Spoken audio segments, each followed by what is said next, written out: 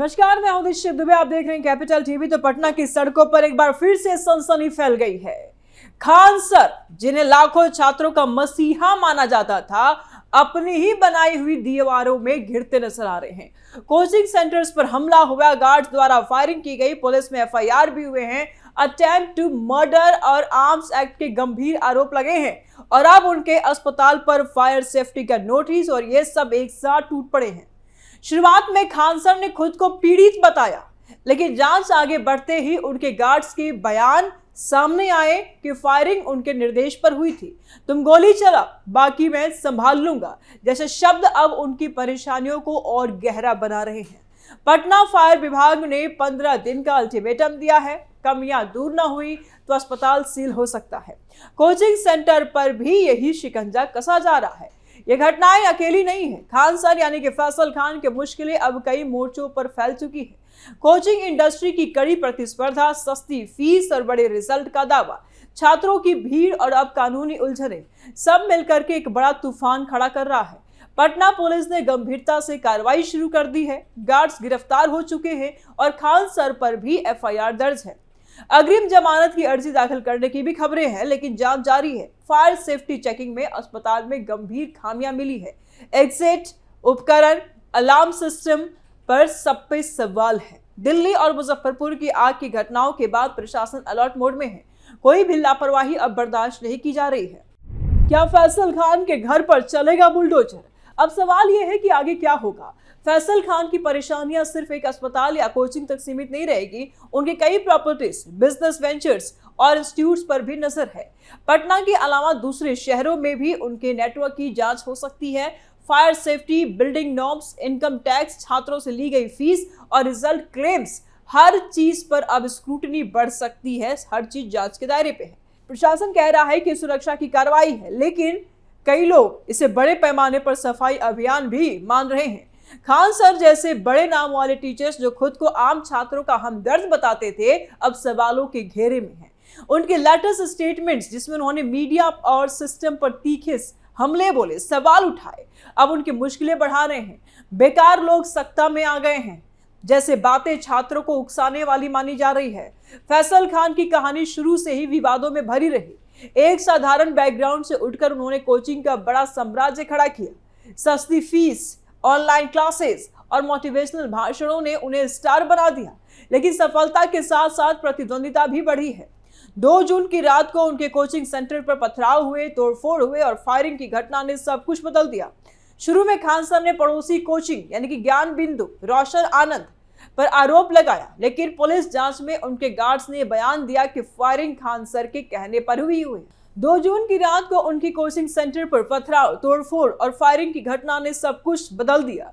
शुरू में खान सर ने पड़ोसी कोचिंग यानी कि ज्ञान बिंदु रोशन आनंद पर आरोप लगाया, लेकिन पुलिस जांच में उनके गार्ड्स ने बताया कि फायरिंग खान सर के कहने पर हुई है। एफआईआर में अटेम्प्ट टू मर्डर और आर्म्स एक्ट के धाराएं लगी। 3 अन्य आरोपी गिरफ्तार हो चुके हैं। खान सर अभी सरेंडर नहीं किए, लेकिन कोर्ट में अग्रिम जमानत की तैयारी चल रही है। कोचिंग माफियाओं पर गिरेगी गाज। ये घटना अकेली नहीं है। बिहार में कोचिंग इंडस्ट्री में माफिया स्टाइल की प्रतिस्पर्धा लंबे समय से चली आ रही है। सस्ते दाम पर पढ़ाने वाले खान सर को कई लोग पसंद करते थे, लेकिन कुछ इसे धंधा मानते थे। छात्रों का भविष्य दांव पर लगा करके बड़े बड़े दावे करना, रिजल्ट पर सवाल और अब कानूनी मामले, और ये सब दिखाते हैं कि शिक्षा का बिजनेस कितना गंदा हो सकता है। अंजना कश्यप और इंडिया टुडे जैसे मीडिया हाउस ने इन कोचिंग टीचर्स पर सवाल उठाए।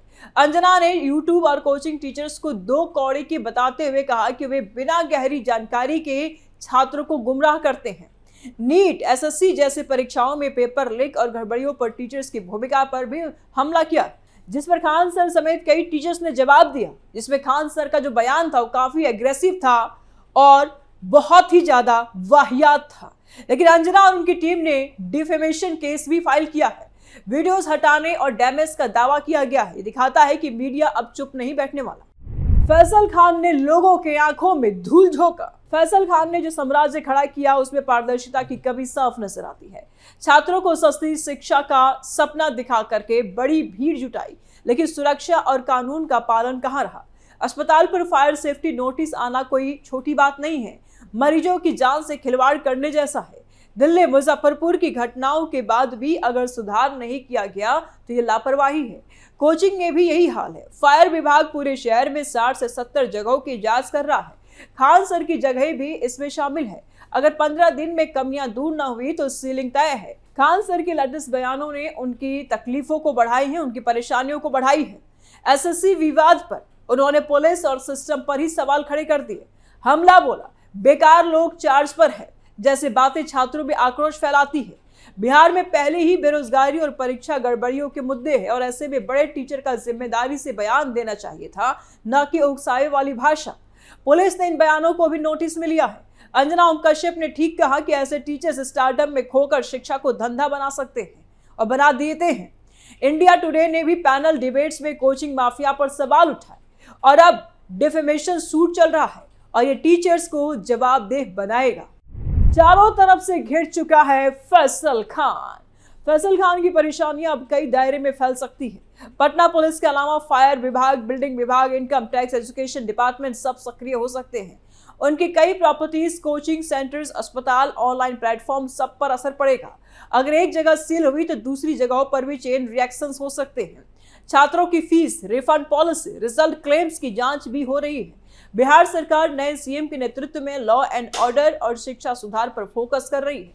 ऐसे में कोई भी बड़ा नाम बख्शा नहीं जाएगा। ये पूरा मामला शिक्षा व्यवस्था की संरांध को उजागर करता है। खान सर जैसे टीचर्स ने लाखों युवाओं को आकर्षित किया है, लेकिन जब प्रतिस्पर्धा बढ़ी तो हिंसा और कानूनी लड़ाई शुरू हो गई।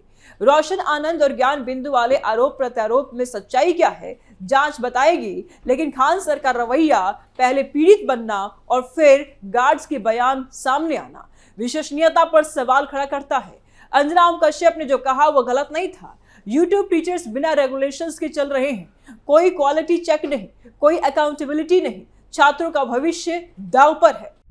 अब आगे क्या करेंगे खान सर? खान सर अगर कमियां दूर करते हैं और कानून का सम्मान करते हैं तो ठीक है, वरना कार्रवाई तेज होगी।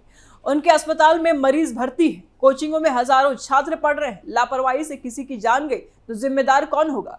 फैसल खान को अब स्टारडम से उतर करके जिम्मेदार नागरिक बनना चाहिए। मोटिवेशनल भाषण अच्छे हैं, लेकिन सुरक्षा और कानून का पालन ज्यादा जरूरी है। बिहार की युवा पीढ़ी ऐसे विवादों में प्रभावित हो रही है। सच्ची शिक्षा वही है जो जिम्मेदारी सिखाए, न कि उकसावे। पटना के गलियों में खान सर का नाम अब पहले की तरह सम्मान से नहीं लिया जा रहा है। पहले जहां छात्र उनके क्लासेस के लिए लाइन लगाते थे, अब वहां पुलिस की गाड़ियों और जांच टीमों की आमद हो रही है। फायर विभाग के कमांडेंट रितेश पांडे ने साफ कह दिया है कि 15 दिन में सुधार नहीं तो सीलिंग तय है। अस्पताल में पानी की व्यवस्था, एग्जिट, अलार्म, ट्रेंड स्टाफ, ये सब जरूरी है। सबकी जांच हुई और कमियां मिली, और यह कोई व्यक्तिगत दुश्मनी नहीं बल्कि पूरे शहर का अभियान है। 5 अस्पतालों पर पहले ही सीलिंग की प्रक्रिया शुरू हो चुकी है। खान हेल्थ केयर भी उसी लिस्ट में है।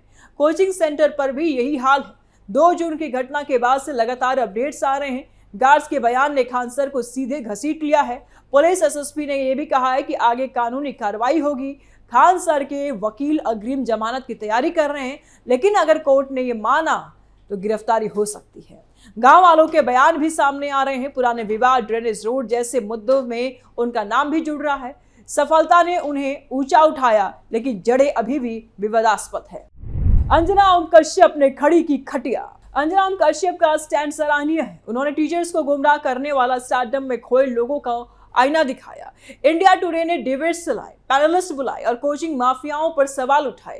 खान सर ने जवाब में स्पेलिंग पर पकड़ दिखाई, लेकिन मुद्दे से भागे। पीड़ित की स्पेलिंग सुधारने से पहले अपनी गलतियों पर गौर करना चाहिए। मीडिया अब चुप नहीं रहेगी। डिफेमेशन सूट चल रहा है, वीडियोस हटाने के ऑर्डर आ सकते हैं। ये टीचिंग कम्युनिटी के लिए वेकअप कॉल है। फैसल खान की संपत्तियों पर कितना असर पड़ेगा? कोचिंग चेन, अस्पताल, ऑनलाइन कोर्सेज, प्रॉपर्टी सब जांच के दायरे में आ सकते हैं। अगर फायर नॉर्म्स एक जगह फेल हुई तो दूसरी जगहों पर भी हो सकते हैं। छात्र फीस, कैंपस, हॉस्टल, हर चीज पर नजर रखी जाएगी। बिहार सरकार शिक्षा को रेगुलेट करने की दिशा में काम कर रही है। बड़े नामों को भी जवाबदेह बनाया जाएगा। खान सर के बयान छात्रों को सरकार के खिलाफ उकसाते नजर आए, जो कानूनी रूप से ये गंभीर है और ये दिखाता है कि शिक्षा का बिजनेस अब पहले जैसा नहीं चलेगा। फैसल खान को अपनी गलतियों से सीखना चाहिए। सस्ती फीस अच्छी है, लेकिन सुरक्षा और कानून का पालन जरूरी है। छात्रों का भविष्य खेलने वाले किसी को भी बख्शा नहीं जाएगा। अंजना और इंडिया टुडे जैसे प्लेटफॉर्म्स ने सही समय पर आवाज उठाई है और अब समय है जवाबदेही का। पटना और बिहार की युवा पीढ़ी बेहतर शिक्षा की हकदार है, विवादों की नहीं। अपनी राय आप कमेंट बॉक्स में जरूर दें। वीडियो को लाइक करें, ज्यादा शेयर करें, चैनल को सब्सक्राइब करें। जल्द मिलते हैं नए अपडेट के साथ। दीजिए इजाजत, नमस्कार।